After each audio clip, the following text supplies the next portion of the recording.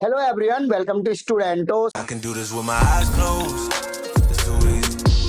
तो अभी हमारे साथ है एसएससी सीजीएल के टॉपर जिनका 25 रैंक के साथ एसएससी सीजीएल में सिलेक्शन हुआ है, जो अभी रिजल्ट आया था हाल ही में। इसके अलावा सर का लास्ट टाइम भी सिलेक्शन हुआ था 1200 कुछ रैंक के साथ। सर अभी प्रिवेंटिव ऑफिसर है और जो कि ट्रेनिंग है, अभी मुंबई में ट्रेनिंग कर रहे हैं। तो सर का एक्सपीरियंस ट्रेनिंग टाइम का भी जानेंगे। साथ ही सर ने और भी एग्जाम्स को क्लियर कर रखा है। साथ ही सर की जो जर्नी है काफी इंटरेस्टिंग है, काफी उतार चढ़ाव रहे हैं सर की जर्नी में। साथ ही सर हिंदी मीडियम के स्टूडेंट्स हैं। तो आज हम सर से बात करेंगे उनकी लाइफ के बारे में, साथ ही उन्होंने कैसे प्रिपरेशन करी और भी बातें हैं वो हम डिटेल में डिस्कस करते हैं। सो वेलकम टू स्टूडेंटो sir. Thank you. Okay, so sir first of all ये बताइए कि आपने प्रिपरेशन वगैरह करना कैसे स्टार्ट किया था, या फिर आपके माइंड में कैसे आया था कि हमें सीजीएल वगैरह की प्रिपरेशन करनी चाहिए? 12th के बाद मैंने सोचा कि क्योंकि उस टाइम पे ऐसा लग रहा था कि अगर आप 2-3 ऑप्शन मेरे पास थे, या तो मैं आईटीआई या पॉलिटेक्निक कर सकता था या बीटेक में एडमिशन ले सकता था। लेकिन क्योंकि हम मिडिल क्लास फैमिली से हैं, तो बहुत ज़्यादा हाई-फाई कॉलेज में एडमिशन नहीं करा सकते थे। तो नॉर्मल मैंने क्या सोचा कि उस टाइम पे लगा कि अगर आप एसएससी की तैयारी करोगे, तो क्योंकि मेरे भैया जो थे वो भी तैयारी कर रहे थे उस टाइम पे, उनका 1 साल बाद सिलेक्शन हुआ 2016 बैच से। जी। तो मुझे लगा कि अगर हम एसएससी की तैयारी करेंगे तो एक ऑफिसर बन सकते हैं और अच्छा कर सकते हैं करियर में। राइट। नॉर्मली यूपी के जो बैकग्राउंड से स्टूडेंट आते हैं, नॉर्मली जो हिंदी मीडियम स्टूडेंट होते हैं या फिर स्कूल से जो पढ़ते हैं, तो वो सोचते हैं कि 10th में या 12th में आईटीआई कर लें या फिर पॉलिटेक्निक। मैंने भी हालांकि पॉलिटेक्निक के लिए ट्राई करना सोचा। तो पॉलिटेक्निक या फिर आईटीआई के बारे में क्या मतलब सोच के करते हैं एक्चुअली नॉर्मली? में होता क्या है कि आपको छोटी-मोटी कोई जॉब बहुत ज़्यादा ज़रूरत होती है, जो हम लोग मिडिल क्लास फैमिली के लोग होते हैं। लेकिन एक्चुअली मेरा क्या था, मेरा टेक्निकल में इंटरेस्ट नहीं था। मुझे ये था कि मुझे ऑफिसर ही बनना है। अब वो कैसे बनना है उसके लिए मैं रास्ता ढूँढ रहा था। तो मुझे लगा कि ये बेस्ट तरीका है। ओके, सो थोड़ा-सा ये बताइए, आपने जैसे कि मैंने आपके बारे में सुना है, आपने काफ़ी एग्ज़ाम्स निकाल रखे हैं, वन डे टाइप भी निकाल रखे हैं, तो इन एग्ज़ाम्स को बताइए कि कौन से एग्ज़ाम निकाला, कब निकाला? सबसे पहले मैंने 2016 जून में तैयारी शुरू की थी। तो उसके सबसे पहले मैंने बीडीओ का एग्ज़ाम दिया था, जिसमें मेरा मार्क्स अच्छे नहीं थे, 170 मार्क्स था और 210 कट ऑफ गई थी, नहीं हुआ था। ओके। उसके बाद मैंने हाई कोर्ट का एग्ज़ाम दिया, हाई कोर्ट क्लर्क का, इलाहाबाद हाई कोर्ट का। उसमें मेरा प्री तो हो गया था, लेकिन जो टाइपिंग हुई उसमें 0.3 से मैं नहीं हुआ। हुँ। फिर उसके बाद मैंने रेलवे का एग्ज़ाम दिया, एनटीपीसी का एग्ज़ाम दिया। वो उसमें क्या हुआ, प्री में हो गया मेरा, मेंस में क्योंकि इलाहाबाद से ज़ोन से था। तो उसमें क्या हुआ कि 90 कट ऑफ गई थी और मेरा 88 मार्क्स था। ओके। तो 2 मार्क्स से नहीं हुआ। हुँ। फिर तब मेरी एज जो थी वो 19 थी। फिर मैंने पहला एग्ज़ाम दिया एसएससी सीएचएसएल का 2017 का। प्री मेरा अच्छा हुआ, 156 आए उस टाइम, नॉर्मलाइज़ेशन नहीं था, अच्छे मार्क्स थे उस टाइम पे। Okay, great. लेकिन डिस्क्रिप्टिव में क्या हुआ कि मुझे 51 मार्क्स मिले और फाइनली मेरा 1.5 नंबर से नहीं हुआ। ओके। वो मेरा पहला एसएससी का एग्ज़ाम था। ओके। फिर उसके बाद मैंने सीएचएसएल 18 दिया, जिसमें मेरी ऑल इंडिया रैंक प्री में थी, 99 थी। Oh great. और मेरे 100 में से 90 मार्क्स, 90 क्वेश्चन सही थे और 183 मार्क्स बना था। फिर उससे मुझे डिफेंस मिनिस्ट्री में एलडीसी मिला था, जिसको मैंने 6 महीने किया था। ओके। फिर मैंने सीएचएसएल 2019 दिया, क्योंकि इसकी जो ज्वाइनिंग हुई थी उसमें 2.5 साल लगते हैं लगभग आपकी वो प्रोसेस कंप्लीट होने में। तो उसी बीच सीएचएसएल 19 और 20 भी हो गया था एग्जाम। ओके। तो मैंने सीएचएसएल 19 दिया, जिसमें मेरे 180 मार्क्स थे प्री में और बहुत अच्छे मार्क्स थे उस टाइम के लिए। और सीएचएसएल मैंने 20 दिया, जिसमें मेरे 186 मार्क्स थे out of 200। Great. Okay, so CGL आपका जब अभी निकला था लास्ट टाइम, तो उस टाइम कितनी रैंक थी और क्या मतलब पोस्ट मिली आपको? फर्स्ट मेरा 2019 में ग्रेजुएशन हुआ था। उसी टाइम मैंने पहला सीजीएल दिया था 2019 का। तो फर्स्ट अटेम्प्ट में मेरा प्री में अच्छे मार्क्स थे, 186 मार्क्स थे और मेंस में भी अच्छा हुआ था। तो फाइनली 1244 रैंक आई थी मेरी और मुझे प्रिवेंटिव ऑफिसर मुंबई कस्टम मिला। ओके, सो अभी आप ट्रेनिंग कर रहे हो, तो कैसा लग रहा है ट्रेनिंग में? ट्रेनिंग तो बेस्ट है, डिपार्टमेंट भी बहुत अच्छा है। तो अभी मुझे डिसाइड करना है कि वहाँ रहना है या जीएसटी इंस्पेक्टर दिल्ली ज्वाइन करना है। दिल्ली में रहना है। जी। इंस्पेक्टर। हाँ। मजा आता है वैसे इंस्पेक्टर वर्ड सुन के। दोनों इंस्पेक्टर ही है, वो कस्टम का इंस्पेक्टर है और यहाँ ये जीएसटी इंस्पेक्टर है। राइट। ओके, सो अगर मैं आपसे पूछूं कि ये जर्नी आपकी जो रही है, एग्जाम इतने सारे आपने एग्जाम्स दिए, तो कभी कोई ऐसी जर्नी रही होगी जिसको आप शेयर करना चाहें, जो काफी इंटरेस्टिंग हो या फिर जिससे स्टूडेंट को भी कुछ सीखने का मौका मिले? बिल्कुल। जब मैंने स्टार्ट किया था तो स्टार्टिंग में मेरी मैथ जो थी वो बहुत ज़्यादा वीक थी। क्योंकि मेरा बेसिक भी प्राइमरी से मैं पढ़ा हुआ हूँ 1 से 5th तक। उसके बाद मैं नॉर्मल स्कूल से पढ़ा हुआ हूँ और फिर बीएससी किया, बीएससी भी नॉर्मल स्कूल से किया है। तो फिर मैंने एमए किया, क्योंकि जब मैं बेसिक मैंने किया तो मुझे पता चल गया था कि जो है आजकल आप ट्रेंड आपको भी पता है कि वो कंपटीशन से ही है, आप कुछ भी करोगे कंपटीशन बीट ही करना है। जी। तो कंपटीशन में आपको अच्छा करना है। अब मैं जब आया कंपटीशन में तो मुझे लगा कि मैथ मेरी है नहीं। तो इंग्लिश भी मेरी अच्छी नहीं थी, लेकिन इंग्लिश में मेरा इंटरेस्ट था, लेकिन हुँ, मैथ में इंटरेस्ट नहीं था। हुँ, हुँ, तो मैथ में मैंने क्या किया, जो भी बुक्स लोगों ने सजेस्ट की, जो भी एग्जाम की, वो मैंने क्या किया, एग्जाम्पल से समझना स्टार्ट किया। और हुँ, जितना टीचर पढ़ा रहा था, मान लीजिए टीचर 1 घंटे पढ़ा रहा है तो हम 2 घंटे जाके उससे खुद से प्रैक्टिस हुँ, करेंगे। हुँ। समझ में कम आ रहा है, स्टार्टिंग में सबको होता है, दिक्कत बहुत ज्यादा आती है, लेकिन धीरे धीरे करके वो अच्छा हो गया। राइट, आपने डिफेंस में क्लर्क की भी जॉब करी है, तो वो एक्सपीरियंस कैसा था? और अभी आप जैसे एज़ अ ऑफिसर वर्क कर रहे हो, वो एक्सपीरियंस में क्या डिफरेंट लग रहा है? ये बहुत होता है, बस अभी आपको ध्यान के रखना होता है कि जब मैंने क्लर्क की जॉब करा था, जेएसए था मैं, हुँ, डिफेंस मिनिस्ट्री में, तो वहाँ का माहौल तो बहुत अच्छा था। इतनी अच्छी ऑफिस थी, सीएसएस साउथ ब्लॉक जानते हैं कितनी अच्छी ऑफिस है। राइट। राष्ट्रीय भवन के जस्ट सामने आपका जो गेट खुलेगा वो राजपथ पे काफ़ी पॉजिटिविटी आती होगी बहुत जब सुबह अच्छा। जाते होगे 10 बजे अराउंड यस, ऑफिस। आपका जो लेफ्टिनेंट कर्नल हैं और या कर्नल सर हैं, ब्रिगेडियर सर हैं, आपके वो बॉस रहेंगे, तो आपको मतलब एक्सपोज़र आपका बहुत अच्छा होता है। हुँ, तो कैंटीन कार्ड सुविधा रहेगी, बहुत चीज़ें होती हैं। लेकिन फिर आपको लगेगा कि जो आपकी काबिलियत है, अगर आप स्टार्टिंग में छोटी जॉब पा गए, तो जहाँ तक आप पहुँच सकते हो, वहाँ तक नहीं पहुँच पाओगे। राइट। तो आपको क्या करना है, पहले से ध्यान रखना है कि आप फॉर्म तो सबका भरो, लेकिन अपने टारगेट पे फोकस रखो कि मुझे जाना कहाँ है। जी। ओके, जैसे कि आपकी मैथ जो थी वो काफ़ी वीक थी और उसके बावजूद भी आप ऐसे वनडे टाइप एग्ज़ाम्स में आए जहाँ पे आपको पता है कि अगर मेंस में देखें स्पेशली तो 50% कहीं न कहीं उसी का वेटेज रहता है बिल्कुल। और प्रीलिम्स में भी अच्छा खासा यही जो सब्जेक्ट है जो आपको अच्छे मार्क्स दिला सकते हैं, फिर कट ऑफ पार करा सकते हैं। फिर भी पे आप सीजीएल जैसे एग्ज़ाम्स में आए, चाहते तो यूपीएससी या फिर अदर गवर्नमेंट एग्ज़ाम्स में जा सकते थे। देखिए, होता क्या है कि आपको हमेशा अपने जो आपकी फैमिली है, आपका जो बैकग्राउंड है, वो सब बहुत मैटर करता है। जी। तो आपको ये अब जैसे यूपीएससी है, तो यूपीएससी में इतनी कम, पहली बात तो वैकेंसी आती है, और यूपीएससी में क्या चाहिए आपको, पेशेंस बहुत ज़्यादा चाहिए। हुँ, तैयारी तो आपको मेहनत तो करनी ही करनी है, लेकिन पेशेंस भी बहुत ज़्यादा चाहिए। अब एसएससी में क्या है, अगर आप एसएससी की तैयारी कर रहे हो, तो फ़ायदा इसमें क्या होता है कि आप अदर जो एग्ज़ाम होते हैं, उससे रिलेटेड वो भी क्वालीफाई कर सकते हो। और जब तक आपके पास कुछ होगा नहीं जिससे आप पहले आप अपने आप को प्रूफ करना है। मुझे भी यूपीएससी करना है, मैं तैयारी कर रहा हूँ यूपीएससी की, लेकिन जब आपके पास कुछ छोटी जॉब कोई भी रहेगी, तो आपके पास ऐसा रहेगा कि आप किसी पे डिपेंड नहीं रहोगे। राइट, जो जैसे जॉब कि कर आपने सकते हैं। बताया कि आपने होम ट्यूशन वगैरह भी दिए, तो वो कहीं न कहीं अपने आप को मोटिवेट या फिर अपने आप को फाइनेंशियली स्ट्रॉन्ग रखने के लिए किया होगा डेफिनिटली, जी, बिल्कुल। जिससे कि आप एग्ज़ाम्स के लिए भी और अच्छे से मोटिवेट होके एग्ज़ाम्स दे सकें अगर तो इसी तरह के बहुत सारे स्टूडेंट होते हैं, मुझे भी नॉर्मली क्वेरीज़ वगैरह करते रहते हैं कि हमारा फाइनेंशियली बैकग्राउंड इतना अच्छा नहीं है, तो आपके साथ क्या मतलब रहा आपका? कैसे आपने इन सबको मैनेज करते हुए नहीं, तैयारी देखो किया? होता क्या है कि एक्चुअली जब आप थोड़ा बड़े हो जाते हो, आई आई थिंक जैसे मैंने 9th क्लास से ट्यूशन पढ़ाना स्टार्ट किया था। हुँ, हुँ। तो 9th ट्यूशन पढ़ाने से फ़ायदा क्या होता है कि पहली बात तो आपको सेल्फ कॉन्फिडेंस आता है, जी। जो कि लाइफ़ में बहुत ज़्यादा इम्पोर्टेंट है। अर्निंग आपकी कम है, ज़्यादा है, ये मैटर नहीं करती है। डिपेंड मैटर ये करता है कि आप सेल्फ डिपेंड हो रहे हो। हुँ, ये धीरे करके, और जब कुछ भी किसी को आपको कुछ पढ़ाओगे, तो आपको कुछ ना कुछ वापस मिलेगा। हुँ, हुँ। तो मैंने 9th क्लास से, और 9th क्लास मतलब मैं 2009 में था, 2009 में 9 से लेकर और 2021 तक मैंने पढ़ाया है। ओके, और ग्रेट। इसमें पहले छोटे बच्चे पढ़ाता था, मतलब 5th 6th के पढ़ाया, फिर मैंने 9th 10th के बच्चों को पढ़ाया, फिर मैंने एसएससी सीजीएल वालों को भी पढ़ाया, 1 साल मैंने पढ़ाया हुआ, और मैथ पढ़ाया जो कि मेरी सबसे वीक हुँ। पॉइंट था। लेकिन मैंने साढ़े 3-4 साल में इतनी मेहनत की कि मैथ मेरी अच्छी हो गई और बहुत अच्छे मार्क्स आने लगे। राइट, तो थोड़ा-सा स्ट्रैटेजी के बारे में अगर हम बात करें, जैसे कि इंग्लिश भी इसमें अच्छी खासी आती है और हिंदी बिल्कुल। मीडियम के स्टूडेंट होते हैं, तो डेफ़िनेटली इंग्लिश में भी प्रॉब्लम आती है।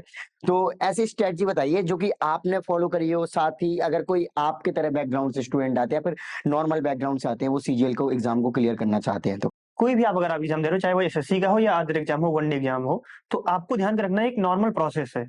और अगर आप उसको फ़ॉलो करोगे, तो आपको भटकने से कोई बचा बचा जा सकता है आसानी से, और आप बहुत अच्छा कर जाओगे। प्रोसेस क्या है, सबसे पहले आप कोई भी एग्ज़ाम तैयारी करना चाहते हो, तो उसका सिलेबस अच्छे से एनालिसिस करो। हुँ, नहीं समझ में आ रहा है, तो आपने किसी टीचर से, जो कि उस एग्ज़ाम को दिया हो या क्वालीफाई किया हो या डिसक्वालीफाई किया हो, इससे हुँ, प्रॉब्लम हुँ, नहीं है। एटलीस्ट उस एग्ज़ाम को अपीयर हुआ हो, हुँ, उससे आप थोड़ा डिस्कस कर लो कि ये जो सिलेबस है, इसमें कुछ पॉइंट आपको हो सकता है समझ में नहीं आता हो, हुँ, तो वो डिस्कस कर लो। पहला काम सिलेबस अच्छे से देखना है। दूसरा काम क्या करना है, जो भी मार्केट में ऑथेंटिक बुक हो, क्योंकि मार्केट में बहुत ज़्यादा बुक्स होती हैं, और आपको मिनिमम सोर्सेज को लेके और मैक्सिमम गेन करना होता है। तो जो ऑथेंटिक बुक्स हैं उनको आप फॉलो कीजिए। तीसरा स्टेप जो इसका होता है वो है प्रीवियस ईयर पेपर की प्रैक्टिस।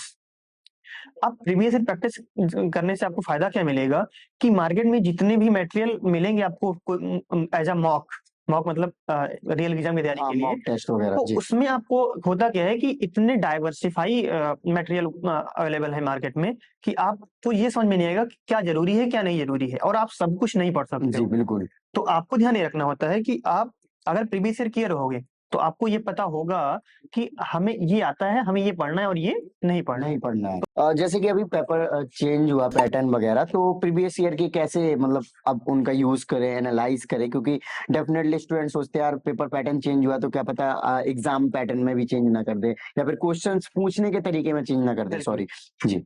तो इसमें क्या होगा कि पैटर्न अगर आप ये बात करें तो चेंज हुआ था 2017 में, टीसीएस पैटर्न आया था, तो उसके पहले क्या होता था कैलकुलेशन कम होती थी। जी लेकिन 2017 से जब से टीसीएस पैटर्न आया तब से कैलकुलेशन बढ़ी है, और तब से लेकर अब तक लगभग 5 साल हो गए हैं। एसएससी ने जितने भी एग्जाम्स कराए हैं उसमें कैलकुलेशन बढ़ती जा रही है। ओके तो फोकस किस पे करना है आपको। अब जो पैटर्न चेंज की बात करें अगर, तो प्री बिल्कुल सेम है, प्री में कोई भी चेंज नहीं है, पहली बात। दूसरी बात ये है कि जो मेंस है वो प्री का ही एक्सटेंडेड फॉर्म है, ओके तो आपको बिल्कुल भी हवा बनाने की जरूरत नहीं है। पहली बात कि पैटर्न चेंज हुआ है कि सिलेबस में कोई भी चेंज नहीं है, केवल मैथमेटिक्स में 2 चैप्टर ऐड हुए हैं, स्टैटिक्स और प्रोबेबिलिटी, और कंप्यूटर का एक छोटा सा सेक्शन ऐड हुआ है जो कि आपको केवल क्वालिफाई करना है, मार्क्स ऐड नहीं होंगे। जी तो ध्यान अब अभी इसके पहले क्या होता था, पॉजिटिव आपको कहाँ से एनर्जी कहाँ से लेना है। पहले का लोगों के साथ प्रॉब्लम ये होती थी कि उनकी मैथ या इंग्लिश जो है वो नॉर्मल रहती थी, ओके और रीजनिंग जीएस भी नॉर्मल रहती थी, ओके तो उनका प्री तो अच्छा हो जाता था, लेकिन मेंस जिनकी मैथ और इंग्लिश अच्छी है वही कर सकते थे। जी बिल्कुल ठीक है।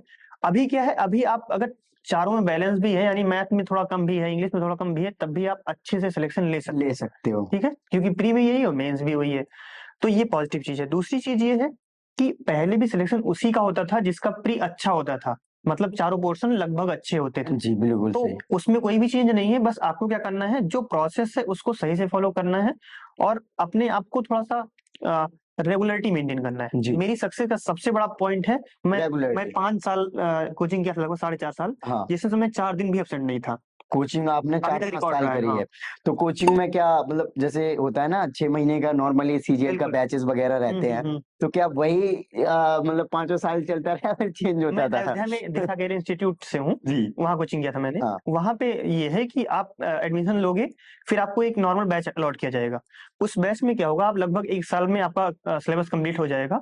फिर आपको जैसी-जैसी आपकी परफॉर्मेंस होगी वैसे-वैसे आपका बैच अपग्रेड होता जाएगा, और फिर आपको फाइनली मेंस बैच में लिया जाएगा। ओके अगर आप मेंस बैच में उसमें पहुंच गए और उसमें आप टॉप 50 टॉप 100 में आ रहे हो, तो आपकी जो जॉब होती है वो लगभग श्योर होती है। Okay great. तो ऐसे-ऐसे करके मेरा ओके जैसे कि अभी आपने चारों सब्जेक्ट की इम्पोर्टेंस के बारे में बात करी है, तो एक और इम्पोर्टेंस बनती है जब आप पेपर देने जाते हो तो किसको प्रेफरेंस दें, या फिर किस तरीके से एग्जाम हॉल में पेपर को अटेम्प्ट करना है, थोड़ा सा उसके बारे में बताइए। बिल्कुल, होता क्या है कि एग्ज़ाम हॉल में जब आप जाते हो तो चाहे वो, अगर हम भी जैसे मेरा सिलेक्शन मान लीजिए पहला हो गया था हम्म सीजीएल 19 में, सीजीएल 20 में जब गए तो मेरा भी हाथ कँप रहा था। मतलब सबके पास प्रेशर तो होता है, सबके ऊपर होता है।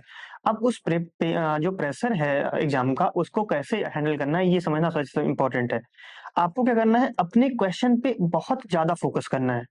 ये फोकस कैसे आएगा, जब आप प्रीवियस से प्रैक्टिस कर रहे हो या मॉक टेस्ट लगा रहे हो, तो इतनी ज्यादा पावर लगा दो जितनी आपके पास पावर है, मतलब फुल फोर्स लगाइए। तो जी उससे फायदा क्या होगा कि जो एग्जाम प्रेशर में आप पूरी ताकत लगाते हो वो पहले से लगाए रहोगे, तो वो एग्जाम में आपको इतना फील नहीं आएगा कि हम रियल एग्जाम दे रहे हैं।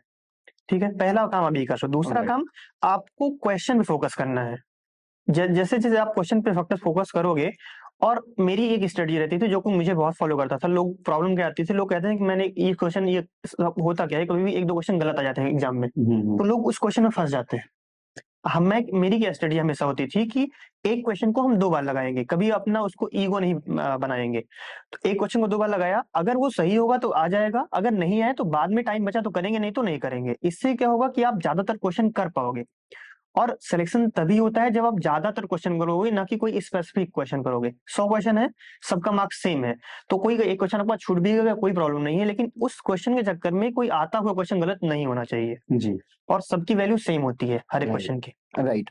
एक और चीज, बुक लिस्ट बहुत ज्यादा इंपॉर्टेंट होती है क्योंकि अगर हम देखें तो सारे स्टूडेंट कोचिंग वगैरह नहीं ले पाते हैं, बिल्कुल। और कुछ लोग अब तो यूट्यूब की मदद से बहुत ज्यादा आपका भी आप चैनल है कर जैसे सकते हो। कि दुर्गेश इंस्पेक्टर करके आपने बनाया, तो आई थिंक आप वहां पे भी कुछ बिल्कुल। गाइडेंस दोगे हाँ, ही, है ना? करते हैं जी। तो कुछ लोग यूट्यूब और बुक्स की मदद से ही अब एग्जाम के लिए अपेयर हो रहे बिल्कुल, हैं, बिल्कुल। तो थोड़ा सा बुक्स के बारे में बताइए या फिर रिसोर्सेज के बारे में। बुक्स की बात करें अगर, तो पहली बात आपको लिमिटेड रिसोर्स पे ही फॉलो करना है, और जो ऑथेंटिक बुक है उनको ही पढ़ने की कोशिश कीजिए। जब तक कि आपको ये पता ना हो कि ऑथेंटिक नहीं है, ना पढ़िए। तो मैंने जो फॉलो की थी, मैंने आर एस अग्रवाल लगाई थी बेसिक के लिए, क्योंकि मेरी बेसिक क्लियर नहीं था स्टार्टिंग में। हम्म। तो मैंने वो लगाया, मैंने 2 बार लगाया था। हालांकि आपको 2 बार लगाने की जरूरत नहीं है, एक बार आप लगा लेंगे तो ठीक है। जी। फिर आर एस अग्रवाल के बाद मैंने राजेश यादव 73 प्लस लगाया था। हम्म। और उसके बाद मैंने एडवांस के लिए एक बुक आती है, प्ले विद एडवांस मैथ, अभिनय सर की, जी। उसको लगाया था। और इसके बाद प्रीवियस ईयर प्रैक्टिस। हम्म। एक चीज और आपको मैं सजेस्ट करना चाहूंगा कि जब प्रीवियस ईयर आप प्रैक्टिस कीजिए तो पीडीएफ से ना करके उसको मॉक से एज अ मॉक लगाइए। जैसे टेक्स्ट बुक एक प्लेटफॉर्म है, उसमें आपको 200-300 रुपए में सारी 5-6 साल का मिल जाता है। मिल जाता है तो सब्सक्रिप्शन। उसमें क्या होगा कि आपका 100 जैसे पेपर है, तो उसमें आपको पूरा पूरा सॉल्यूशन मिल जाता है। ओके। तो कभी भी ऐसा क्या होता है कि जैसे हम पेपर सॉल्व कर रहे हैं, अब कोई कुछ क्वेश्चन हमारे गलत हो गए और हमें सही हो गए, गलती से सही हो गए, आ नहीं रहा था लेकिन हमें तुक्का मारा सही हो गया। ओके। तो और वो क्वेश्चन हमें लगा कि हमें आता है, हाँ। फिर वो हल्का सा चेंज हो गया और हमारा नेक्स्ट टाइम गलत हो गया। अब जब वो उसमें फायदा क्या होगा, आप अगर टेक्स्ट बुक से या किसी भी प्लेटफॉर्म से आप लगा रहे हो ऑनलाइन एज अ मॉक, तो प्रीवियस ईयर को, तो फायदा क्या होगा कि आप जब सॉल्यूशन देखोगे तो आपको ये पता चलेगा जो हम सोच रहे थे वो नहीं था, आंसर तो सही था लेकिन तरीका ये नहीं, ये है। तो ये बहुत फायदा करा था मुझे। राइट। नॉर्मली स्टूडेंट्स एग्जाम्स वगैरह की तैयारी करते हैं तो सोचते हैं कि जस्ट एग्जाम के कुछ महीने पहले पढ़ेंगे तो ऐसे ही एग्जाम निकल जाएगा, कुछ इस टाइप ऑफ मेंटेलिटी रहती है। बट आपने बताया जैसे कि आप कंटिन्यूअसली 5 ईयर से तैयारी कर रहे थे, जब जाके आपकी 25 रैंक, जो कि वन ऑफ द बेस्ट यानी कि टॉप रैंक है, तो आप इसके बारे में क्या कहना चाहोगे? रेगुलरिटी या फिर कितने घंटे आप पढ़ते थे डेली, ऐसा कुछ? मुझे लगता है कि सबसे इंपॉर्टेंट है रेगुलरिटी। कम या ज्यादा पढ़ाई मैटर नहीं नहीं करती है। करते हैं जी। सबसे ज्यादा अगर आप कम पढ़, जैसे होता क्या है कि हम सबकी लाइफ में हम लोग किसी भी फैमिली से हैं, किसी भी बैकग्राउंड से हैं, जी।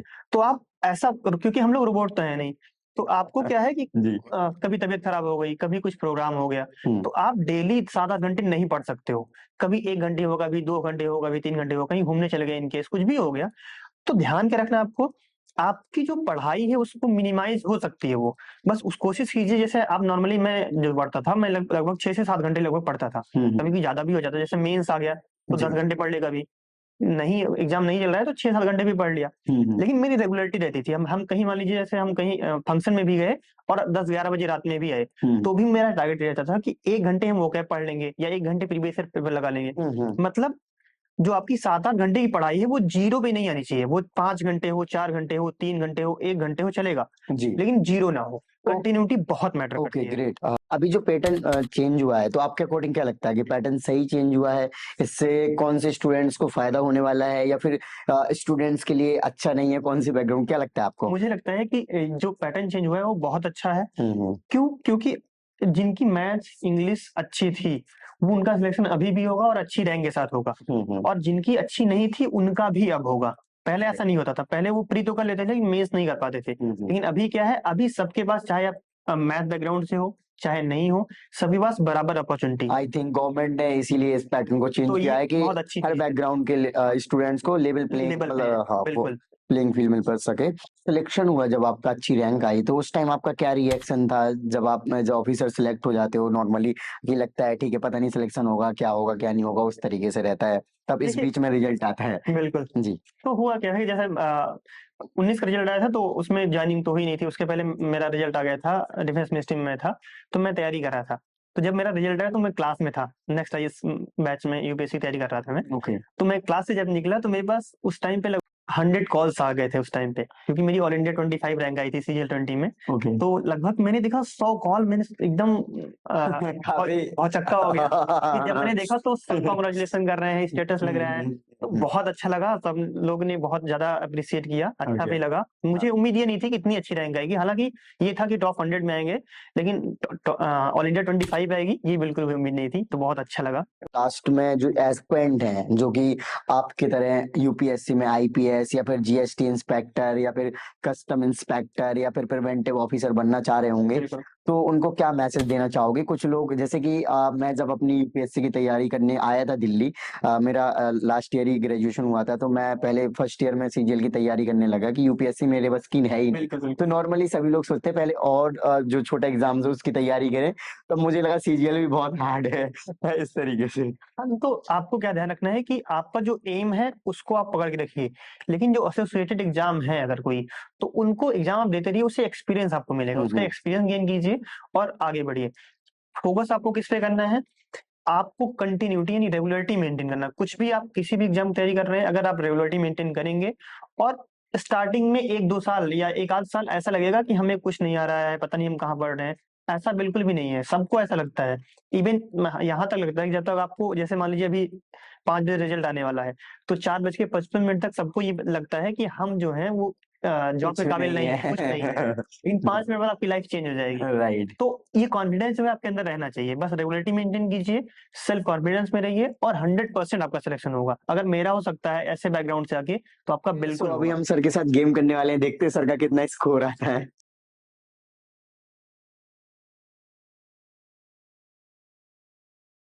ओके, सो सर का है 180। चलो अब 180 मेरा देखते हैं। 180 है। अबे क्या हो रहा है?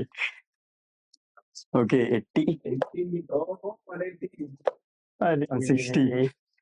मेरा ओवरऑल गया है 240 और 40। कितना हो गया? 280 280। ओके, सो फ्रेंड्स, आपने देखा कि इंटरव्यू काफी अमेजिंग रहा है, और साथ ही जो सर का चैनल है इंस्पेक्टर दुर्गेश करके, आप उसको जाकर सब्सक्राइब कर सकते हो। एसएससी सीजीएल या यूपीएससी रिलेटेड सर उसमें पोस्ट करते रहेंगे, सो आई थिंक आपको काफी हेल्पफुल रहेगा। एंड सर कॉन्ग्रेचुलेशन आपको Thank you. आपकी न्यू जर्नी के लिए, Thank you. साथ ही आपकी ज्वाइनिंग के लिए Thank you और so much. यूपीएससी प्रिपरेशन के लिए भी। Thank you so और फ्रेंड्स, सो आपने देखा कि वीडियो काफी इंटरेस्टिंग था। अगर आप चाहते हैं कि कोई सजेशन आपके हो या फिर आप कोई सजेशन देना चाहते हैं तो कमेंट कर सकते हैं। मुझे काफी अच्छा लगता है, मैं कमेंट उनको पढ़ता हूँ, मुझे काफी इंजॉय करता हूँ उन कमेंट्स को पढ़कर। सो आई होप कि आपको वीडियो अच्छी लगी हो तो इस वीडियो को लाइक करें, चैनल को सब्सक्राइब नहीं करा तो चैनल को सब्सक्राइब कर लीजिए, और थैंक यू। जय हिंद।